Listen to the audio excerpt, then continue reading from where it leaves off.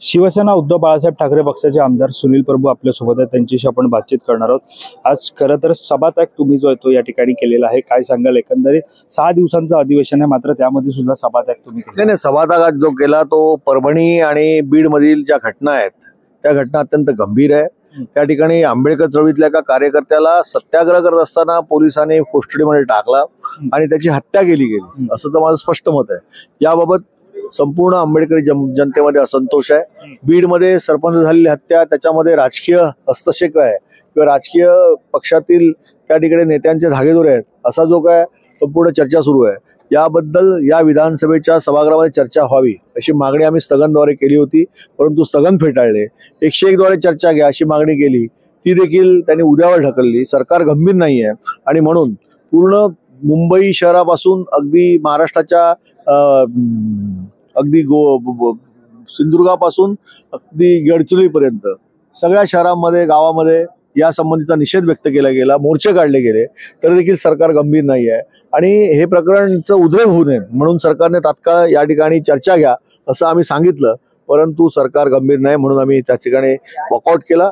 Walkout हा 5 मिनिटाचा होता, कारण 6 दिवसाचं अधिवेशन आहे, अनेक विषय मांडायचे आहेत, नवीन सदस्य आहेत, त्यांना आपापल्या भागातले प्रश्न मांडावे लागतात, त्यामुळे पूर्ण दिवसाचा जर वॉकआउट केला तर या सदस्यांना या गोष्टी बोलता येणार नाही आणि म्हणून आमचा निषेध जो आहे तो गांभीर्यपूर्वक आम्ही 5 मिनिटांसाठी सरकार समोर आम्ही वॉकआउट करून नोंदवला आणि पुन्हा सभागृह सुरू झालेलं आहे। तुमचा विषय म्हणजे फक्त विरोधी पक्षनेत्यांचा की वैयक्तिक शिवसेनेचा? नाही, असं आहे की राज्यातील विषय जे महत्वाचे आहेत ते विरोधी पक्षाच्या वतीने मांडले गेले पाहिजे। प्रत्येक चर्चेमध्ये भाग घेऊन त्या विषयावरती सरकारला त्या ठिकाणी धारेवर धरलं पाहिजे। आज राज्यपालांच्या अभिभाषणावर चर्चा आहे, या विरोधात अनेक गोष्टी सदस्यांना बोलायच्या आहेत आणि आज वॉकआउट केला तर आजचा दिवस गेला ना।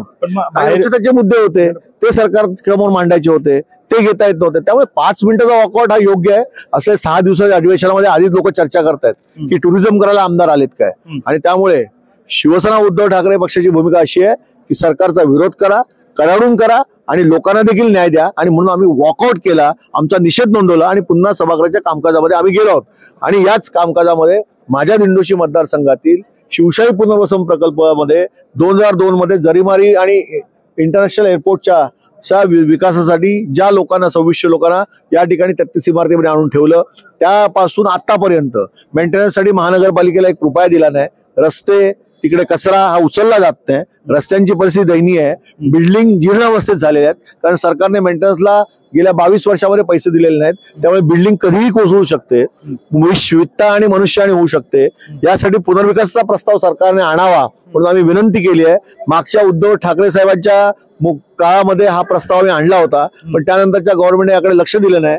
उद्या जर या इथल्या इमारती कोसळल्या, वित्त आणि मनुष्याने झाली, तर याला हे सरकार सध्याचं जबाबदार राहील। म्हणून मुख्यमंत्र्यांनी यामध्ये लक्ष घालून शिवशाही पुनर्वसन प्रकल्पाच्या 33 इमारतीचा पुनर्विकासाचा निर्णय लवकर घ्या, अन्यथा या 33 इमारतीच्या दुरुस्तीसाठी जो काही निधी लागेल तो सगळा उपलब्ध करून द्यावा, ज्यामध्ये रस्ते, त्या पदपथ आणि रस्त्या बिल्डिंगची डागडुजी, इंटरनल ज्या काही सुविधा आहेत त्या देखील देण्यात याव्यात। एक वेगळा प्रश्न आहे, आज सकाळी विरोधकांनी आंदोलन केलं, सोबत सत्ताधाऱ्यांनी सुद्धा आंदोलन केलं, मात्र यामध्ये शिवसेनेचे आमदार होते सत्ताधारी, त्यांनी असा आरोप केलेला आहे की 2019ला उद्धव ठाकरे यांनी एकनाथ शिंदे यांना मारण्यासाठी कट कारस्थान रचलं होतं, त्याचा पेनड्राईव्ह घेऊन त्यांनी विधान भवनाच्या पायऱ्यांवर आंदोलन केलं। असं किती पेनड्राईव्ह आणू शकतात, त्यांची हिंमत असेल तर चर्चा आणा, लोकांसमोर जाहीर करा आणि आपण बोलायला तयार आहोत। सभागृहामध्ये ते मुद्दा आज कपोकल्पित काहीतरी विषय हे विरोधी पक्ष आज घेतोय आणि सरकारची इज्जत जाते, म्हणून काहीतरी विषय पाहिजेत म्हणून पायरीवर यायचं आणि पेनड्राईव्ह दाखवायचं, ही आता जुनी पद्धत आहे, लोक याला फसणार नाहीत। मग सत्ताधारी आता नरेटिव्ह सेट करताय असं तुमचं म्हणणं आहे का? सत्ताधारी नरेटिव्ह सेट जाहीर आहे ना, तुमच्याकडे सत्ता आहे, इतके दिवस काय झोपला होता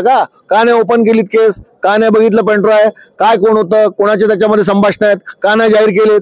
उगाच आपलं लोकांना बुमरँग करण्यासाठी पायरीवर यायचं आणि विरोधक ज्या पद्धतीने आंदोलन करतायत ते आंदोलन त्याची कुठेतरी दुसरीकडे बाजू नेण्यासाठी या सगळ्या तुम्ही गोष्टी करत असाल तर महाराष्ट्रातल्या 13 कोटी जनतेवर तुम्ही अन्याय करताय।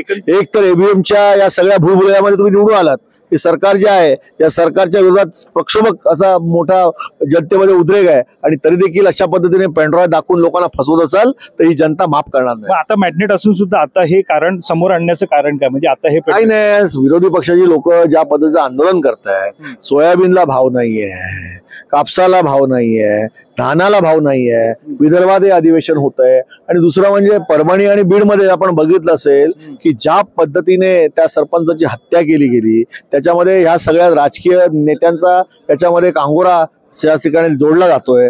परभणीमध्ये एक आंबेडकर चळवळीतला कार्यकर्ता जेलमध्ये त्याचा मृत्यू झाला, याचा अर्थ पोलिसांनी त्याचा खून केला असं लोक बाहेर बोलतायत. या सगळ्या गोष्टी या सरकारचे धिंडवडे बाहेर रस्त्यावरती येतील, पायरीवरती आम्ही आंदोलन करतोय हे लोकांसमोर जाईल आणि हे सरकार बदनाम होईल म्हणून कुठेतरी विषय डायव्हर्ट करण्यासाठी पेनड्राईव्ह कडून या ठिकाणी आंदोलन करण्याचा प्रयत्न चालू आहे.